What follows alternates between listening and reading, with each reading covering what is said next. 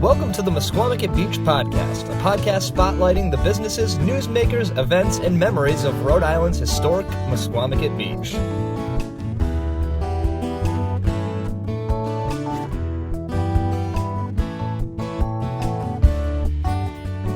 Hello, everybody, and welcome back to the Mesquamaket Beach Podcast. This is a very special bonus episode as we get ready for Springfest starting tomorrow, May 11th. It's May 11th, 12th, and 13th. And today on the episode, I have Gary Guitar Gramolini of John Cafferty and the Beaver Brown Band and Rochelle Weinrauch of Simply Enchanted Entertainment. Enjoy.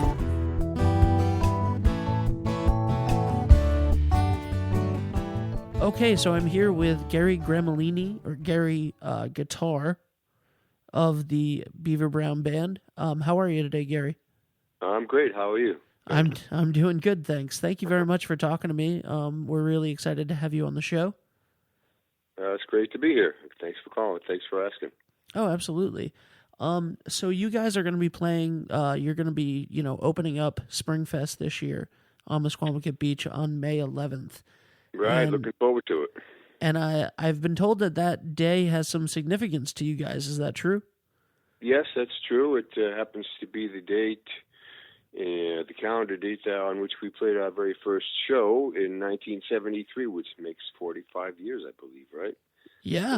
Do the math of 45 years to the day since the first night day we ever went out and played as Beaver Brown. We played a show at the University of Rhode Island Ramsden at the Memorial Union, and it's been a long. Who'd have ever thought that we'd still be going this long? But here we are, still going and playing in Mesquamaket, one of our favorite places to play. That's awesome, and we're always excited to have you guys. You're always a big hit when you play on the beach, and so 45 years. You guys have had a heck of a run. Yeah, it's been a lifetime. Yeah. How did the band start? Well, we all had been playing music since the 60s. The original five members of the band, myself, John Cafferty, John and Kenny had a band in the 60s and the early 70s. It was called The Loving Kind. And Pat Lupo and Bobby Catoya were, veterans of bands at that time on the local scene back in the late 60s, early 70s, and they all knew each other. I didn't. I was the alien. I was going to University of Rhode Island at the time, and I happened to be friends with another guitarist, Paul Bielski, who we had put a few bands together at URI, and he played with John and Kenny, so. My band broke up out of college. Their band broke up, and Paul said, "Hey, some friends of mine are gonna try putting a band together. So, you interested in coming and singing?" And I had met John and Kenny because they had come to see my college band at the time. And we happened to be playing at the Ramsden as well. That band was called Nebula, and we got together and played a few songs, and it started sounding pretty good. And then one afternoon. It was myself and Kenny and John, and then one afternoon Pat Lupo and Bob Catoya joined in. They were friends with Kenny and John, and we tried this song, we tried that song, and someone said, "Hey, do you know Devil with a Blue Dress?" And we all knew the song, and we launched into it with vigor, and after the band was born. We played that song, and after we finished that song, we knew what the band was. And we immediately started doing some rehearsing, and sometime later we added a saxophone, and we went through a couple of saxophone players. Our first saxophone player was Fred McCarry. He was a member of the band for a year, and then Paul Jackson joined the band, and he was in the band for a couple of years, and then he had to leave, and then Mike Antunes had a band playing around town called Triumph with his wife Gina, and we went and saw him play one night and asked him if he'd be interested in coming and auditioning, and he came in, fit the bill perfectly, and that was about 1976. And after that, we just started writing songs, putting together our own music, finding a style, and playing 6 and 7 nights a week, every week for every year for years, and just played up on the beach at Schiller's, on the beach at the Beachcomber, up in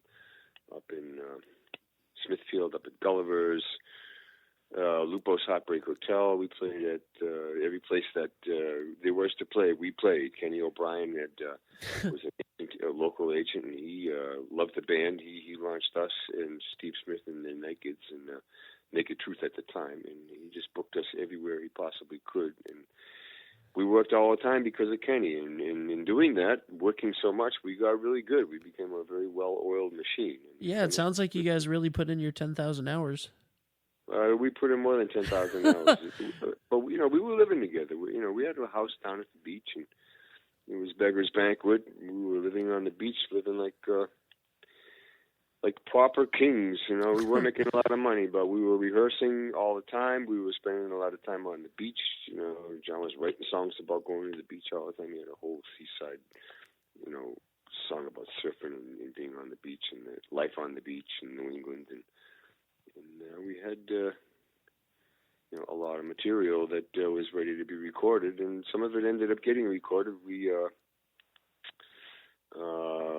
in the course of our playing, we started playing, of course, down in Misquamicut at every place there was to play down. There used to be a paradise of bars at the time to play at, and there was like 6 or 7 of them down, and we played at all of them. The Blue Door, the Atlantis, the Wreck. I'm not sure I'm remembering all the other names, but there was a whole scene down there in Misquamicut.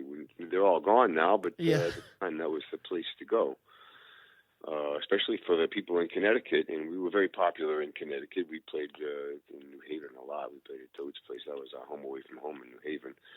And so a lot of people from Connecticut were coming to Misquamicut to see the band play up there.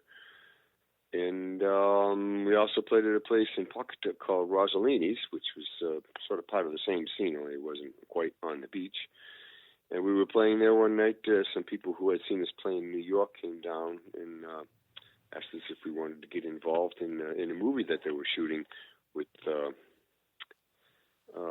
was it? It was Marty Davidson was directing it, and he had directed a lot of people who were going to go on and become stars, including Henry Winkler and Slash Stallone. And The Lords of Flatbush, I think, was the name of the movie that he directed with those guys in it. But anyway, they were putting together the Eddie and the Cruisers movie, and they needed somebody to put music in it. And they saw us, and they said, "Man, you got what we need." And we had a little talk, and Kenny Vance was there with Marty Davidson, and we shook hands, and got involved with the Eddie and the Cruisers movie. And a few years later, we were in the recording studio putting songs together up at our rehearsal studio in Pawtucket, and putting together songs like On the Dark Side and Boardwalk Angel, and using some of the songs that we had already recorded, Tender Years and Wild Summer Nights. Those were 2 of them. A few of the other ones. Now, what's that like? Because Eddie and the Cruisers went, is it triple platinum, is it? Yes, it did. So what is it like when you just explode like that? Well, there's nothing like having a hit record, boy. We didn't know that record came out in 1973. And the movie came out and played in the theaters and disappeared. The single came out. I think it was On the Dark Side. Came out. It made it up to about number 70 something on the Billboard charts, and then disappeared. But later on, about 6 months later, in the beginning of 1974, cable TV was in its infancy. It was just getting going. And HBO, home box office, they were just getting started, and they started playing movies. And one of the movies that they played was Eddie and the Cruisers. At the same time, Blockbuster was opening up the video rental stores, and the movie became available in those stores. And on the tail of those 2 releases, and in those 2 new industries, people started renting those movies and watching those movies, and then that movie, and then going out and buying the record. And in sometime around June of 1974, somebody called our management and said, "Hey, this record is selling like crazy. And so we decided we got in touch with an agency in New York City, and they booked us all around the country. And we went on our first tour. That's awesome. And, it was. That's kind of like the you guys with HBO and Blockbuster getting popular. That's like you guys were like the first version of going viral. What that would be today. Sort of, yeah. It was kind of a statistical phenomenon because it was, it hadn't happened before. So we were kind of a little dot next to the name that we were a part of that new industry taking off like that. It was kind of neat to be part of that. And but the neater, the cooler thing was just like having a hit record and chasing it around the country. There's no feeling like that in the world. And you guys stayed in Rhode Island? Yeah, we stayed in Rhode Island. We never had John moved out to Los Angeles after a little while. After we had released some records and had some pretty good sized success in it, over the course of years. We took a little hiatus, and John went out west and spent a little bit of time in LA, getting to know some people out there, and then came back and we started playing around, touring around again, getting involved with some other movie projects. We ended up having quite a few songs in movies. Hearts on Fire was one of them. That was in so Rocky IV. John wrote some songs for a movie that the Farrelly. He got a couple of songs in Dumb and Dumber by the Farrelly brothers, local guys. Got another song a couple of songs in a movie called The Jersey Girl. That I don't know if it made it into the theaters, but it did come out on the Kevin Smith Jersey Girl. Or I'm not sure who was in it. There was a girl, famous girl actress, and I'm trying to recall her name. But did you get there's Something About Mary? Something About Mary has a song in it. Yeah, there's Something About Mary has one of John's songs in it too. Gotta Get a Life. Yeah, that's now was that because of the Rhode Island connection that they wanted to contact you guys? I'm pretty sure. Yeah, John. He reached out to the Farrelly brothers, and they were fans. They used to come and see us play at Lupo's. And I would imagine, yeah. Because they were from Rhode Island, and they asked John if he had anything to contribute, and he did. And so that there's been quite a few songs that ended up in movies. I'm trying to recall the rest of them. John would know better than me, but at any rate, so that part of that has been a lengthening thing for us. But most of it has just been playing shows and people remembering us and saying, "Oh yeah, we'll put them on the show." John says he's done a lot of work independently of the band as well. Him and Tunes have gone out and played on lots of concerts around the country, playing for a lot of charity events and a lot of celebrity sports events, golf tournaments, and that sort of thing. Can I ask, where did you get the nickname Gary Guitar? It sounds like a simple but amazing nickname. Well, it's that came from college. When I went to URI in 1969, I lived in a dormitory, and there were three other guys named Gary in the dorm, and they just, one of them, I happened to be known because I used to sit in the corridor and play my guitar, and I was pretty good, and they called me Gary Guitar because that was how they told me, apart from the other ones. And it stuck. It never went away, and it's still there now. So I don't call myself that, but other people do. So yeah, that is you do have a website, correct? GaryGuitar.us. Yes, I do. That's you. Yes, I do. Yeah.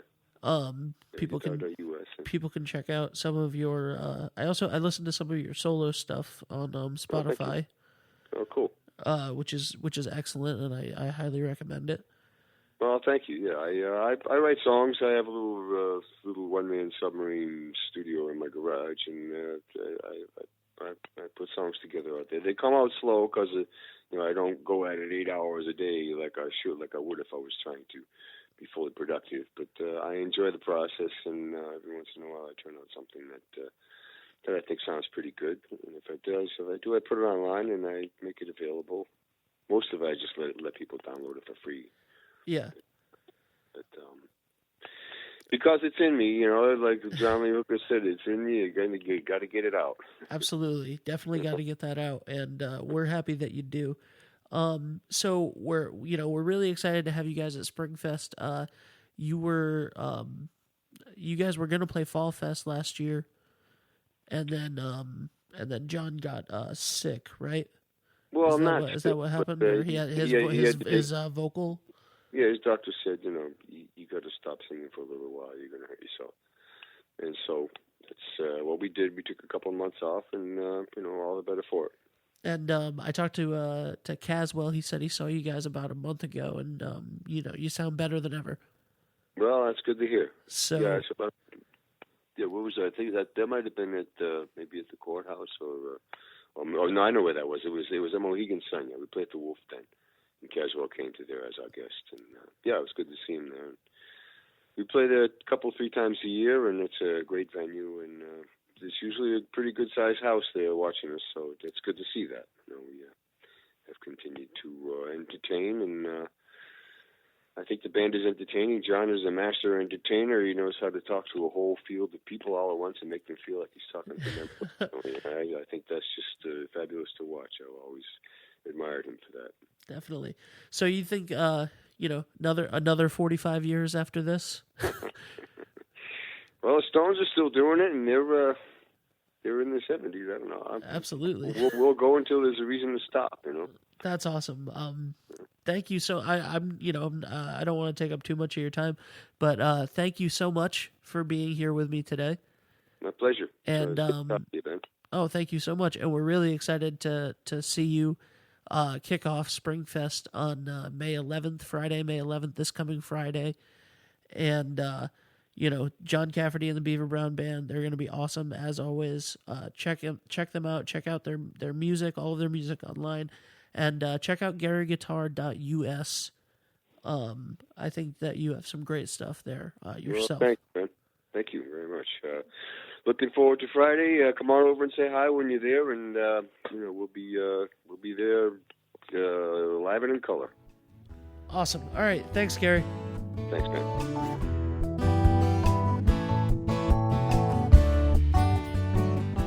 Okay, so with me today is Rochelle Weinrauch. I hope I said that right. You got it. I literally just clarified it, and I already thought that I messed it up. From Simply Enchanted. Thank you so much for being here. Thank you for having me. So you are... Can you tell me a little bit about Simply Enchanted? Because I've known of you and of your company for a long time. Yeah, thanks. I've been in business this is my 8th year. And it's premier fairy tale entertainment. Actually, I do branch out into some other characters as well, but singing characters, myself, and then I have some other professional actors or actors, singers. All of my actors are also professional singers as well.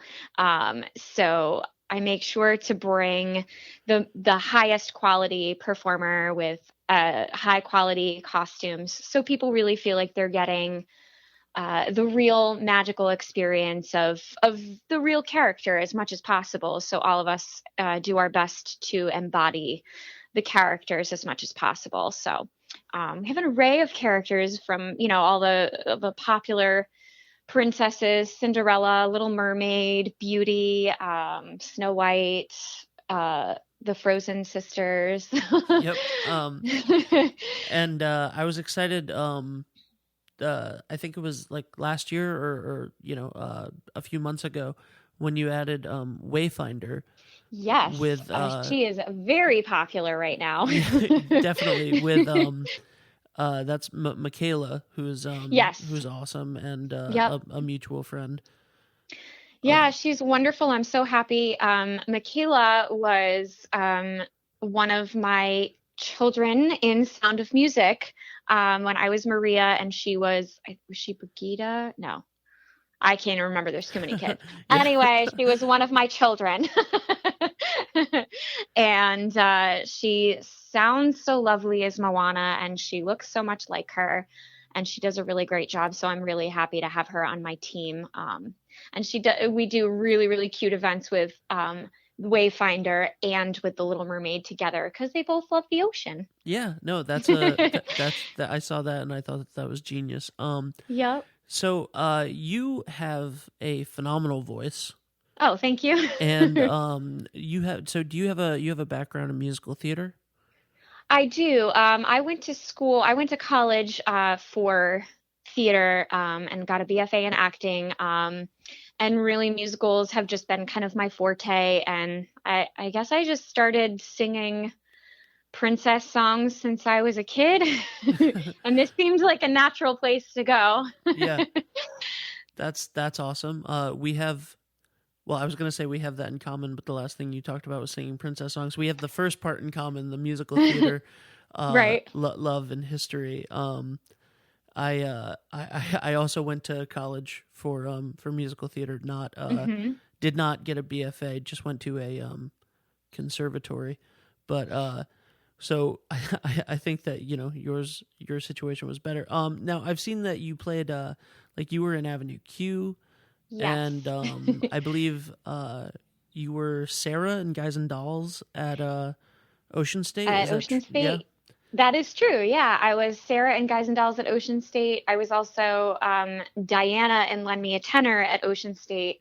And I've been in Avenue Q twice, actually. Once with Chestnut Street Playhouse, just as Kate Monster, and then with Ocean State, which is kind of so far like my top theater experience of my life, was Kate Monster and Lucy, which is also a little schizophrenia going on as well. So that was a lot of fun. Oh, that's awesome. That's how that's how that role was originated, I believe, correct? Yes, it is. So what are we going to expect at Springfest? Who's which array of characters that you do and have in your stable are going to be at Springfest? Well, again, I have Tommy Ladenaris as Flynn Rider with Rapunzel on Saturday. We'll be there from 11:30 to 1:30, and then and he was in Avenue Q with me, so he is an amazing actor, and I'm so happy to have him as part of my team with Simply Enchanted.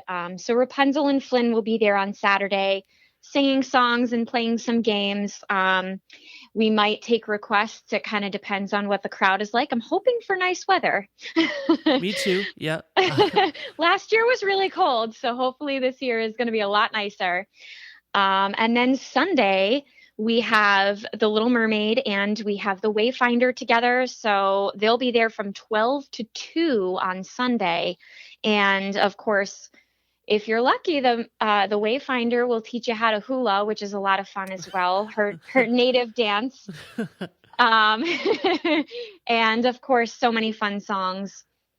And so hopefully the kids have their singing voices ready for How Far I'll Go, because that's usually in the days of Frozen, it was the Let It Go song. Yep. So now all the kids are singing How Far I'll Go with the Wayfinder, which is amazing. It's really cute. And even if you don't have kids with you, stop by the shows because they're a lot of fun and everybody's a kid at heart, right? They are a lot of fun. I have I've seen some of your shows while I was at Springfest doing other things in past years. And I can attest they are phenomenal. Thank you. And what's it like, so basically everywhere you go, you're just adored by little children, which is cool. I mean, I have one little kid who looks up to me, and it's the best thing in the world. So yeah. I think that must be, like quite a trip. It is pretty awesome. Like? It is pretty awesome. And I think for me, knowing that, when I was a kid looking up to the characters and Just feeling like there are a lot of people, a lot of adults out there that kind of think that the princess thing is just about girls in dresses and being pretty and stuff. So knowing that kids look up to me as these characters, I really love to try and use that to my advantage and be a good influence and talk about there is so much more to being a princess than just a dress or a tiara, that it's about being kind, helping others, being yourself, loving yourself, and when we do superhero stuff, it's really about, facing your fears and helping others, even if they might be different than you, accepting everybody for who they are. So really just kind of focusing on like all of those really good morals that your parents might say to you that you're like, whatever, mom, but knowing that you have that influence over kids as a character, that they might listen to you a little bit more using those powers for good, as you might say. That's so cool. You're doing amazing work. Thank you. You're welcome. So you'll be at Springfest. Rapunzel and Flynn will be there 11 to 1 on Saturday, and then 11:30 to 1:30. It's a little bit funky. Yeah, no, that's okay. 11:30 to 1:30 on Saturday. Yes. And then on Sunday, 12 to 2, Wayfinder and The Little Mermaid. Yep. I'm excited. Hopefully I'll see you there on Saturday. We'll be there with our cameras, filming for the video version of this show. Awesome. Well, yes, please do say hello, because I haven't seen your face. So will do, and it'll make sure I know who you are. Absolutely, it'll be nice to meet you in person. So thank you very much. Yeah, thank you so much, Ben. All right, have a good one. Thanks, you too.